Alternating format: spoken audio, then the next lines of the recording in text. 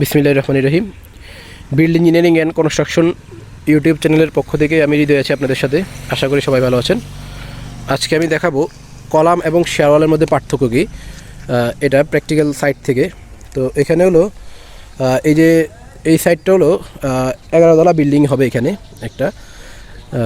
তো এখানে এই অলরেডি কলামটা আমাদের ঢালাই হয়ে গেছে, কিছু কিছু রড বাইন্ডিং করা হয়েছে, এগুলা দু এক দিনের মধ্যে ঢালাই হবে। তো এখানে কলাম এবং শেয়ারওয়াল দুইটাই আছে। তো প্রথমেই আমি একটা কলাম কখন হবে, কোনো একটা মানে মেম্বারকে আমরা দেখে কখন কলাম বলবো কখন শেয়ারওয়াল বলবো সেটা আমি বলি।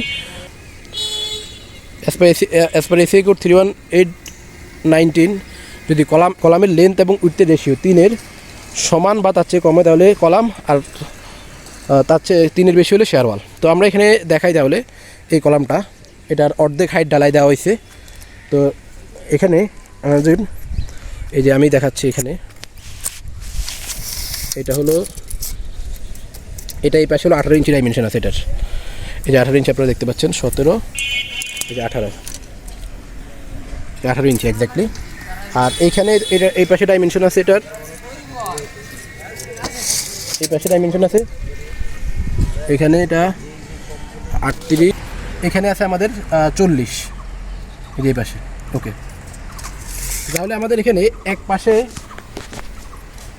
এক পাশে ডাইমেনশন আছে হলো 18 আর এক পাশে 40। তাহলে এটা কিন্তু লেন্থ এবং উইডথের রেশিও আমাদের 3-এর চেয়ে কম, মানে এটা 2 পয়েন্ট আমাদের সামথিং। তাহলে এটা হলো কলাম। আর শেয়ারওয়াল কখন হবে?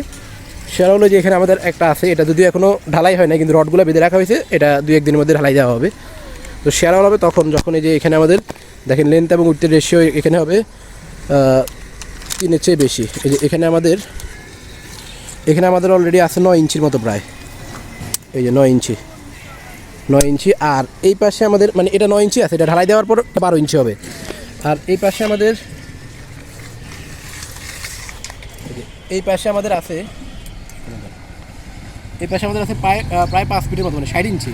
তাহলে 3-12 36, এটা কিন্তু লেন্থ এবং উইডথের রেশিও 3-এর চেয়ে অনেক বেশি, হ্যাঁ, 3 পয়েন্ট সামথিং, যার কারণে এটা হলো আমাদের শেয়ারওয়াল। তো এটা হলো ACI কোড 31819-এর ডেফিনেশন অনুযায়ী। এখন কলাম এবং শেয়ারওয়ালের মধ্যে পার্থক্যটা কী আসলে, হ্যাঁ, এই জিনিসটা বোঝাটা খুবই ইম্পর্টেন্ট। তো কলাম হলো আমাদের মেইনলি গ্র্যাভিটি লোডের এগেনস্টে খুবই শক্তিশালী, মানে ডেড লোড এবং লাইভ লোড অনেক বেশি নিতে পারে। আর শেয়ারওয়ালগুলা শুধুমাত্র গ্র্যাভিটি লোডে নিতে পারে, ব্যাপারটা এরকম না, ল্যাটারাল লোড এবং গ্র্যাভিটি লোড দুইটাই অনেক বেশি নিতে পারে। তো যার কারণে আমরা বিল্ডিংয়ে কিন্তু seismic load, wind load, earthquake load এগুলো রেজিস্ট করার জন্য শেয়ারওয়াল ব্যবহার করে থাকি RCC বিল্ডিংয়ে। তো এখানে কলাম এবং শেয়ারওয়ালের মধ্যে একটা পার্থক্য আছে। কলামের মধ্যে আমরা নর্মালি রডগুলা দিয়ে দিই ভার্টিক্যালভাবে, এই যে এরকম আমরা জাস্ট রডগুলা উঠাই, কিন্তু শেয়ারওয়ালের মধ্যে আমাদের রডগুলা এভাবে থাকে এবং এখানে আমাদের বাউন্ডারি জোন নামে একটা অংশ থাকে। এই যে বাউন্ডারি জোন আছে এখানে, এই যে বাউন্ডারি জোন, এখানে আমাদের এই রডগুলা এখানে ওই রডগুলো মোটা দেওয়া লাগে, মোটা দিতে হয়, এটা হলো বাউন্ডারি জোন। এই যে এই 3টে রড মিলে বাউন্ডারি জোন। এই বাউন্ডারি জোনটাকে আমরা আলাদা একটা টাইবার দিয়ে এটাকে আমরা কনফাইন করছি, এই যে আলাদা একটা টাইবার দিয়ে। কারণ আর্থকোয়েক যখন আসে তখন এই বাউন্ডারি জোনটা বেশি ক্ষতিগ্রস্ত হয়। এখানেও সেম, এখানেও আমরা এই প্রথম তিনটা রড হলো বাউন্ডারি জোনের অংশ। তো আর্থকোয়েকের কারণে এই অংশটা যেহেতু বেশি ক্ষতিগ্রস্ত হয়, সেজন্য আমরা এখানে রডগুলোকে একটু মোটা দিই, আর এগুলো কম্পারেটিভলি আমাদের থাকে। এটা আমাদের স্ট্রাকচারাল ডিজাইন থেকে আসবে।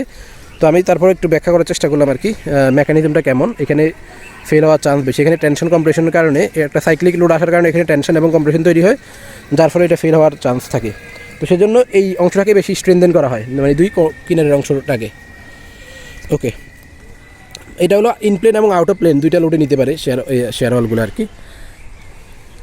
তো এখানে আরেকটা শেয়ারওয়াল আছে লিফট কোর, এটা এই যে এখানে ডাবল লিফট, মানে দুইটা লিফট হবে একসাথে, এই যে আপনারা দেখতে পাচ্ছেন। তো এটার এখনও রডগুলা মানে এটা গ্রাউন্ড ফ্লোর পর্যন্ত কাজ করা হয়েছে এখন পর্যন্ত, এরপরে পরবর্তীতে এটার আরও কাজ করা হবে আর কি। ওকে, তো আজকের ভিডিও এতটুকুই।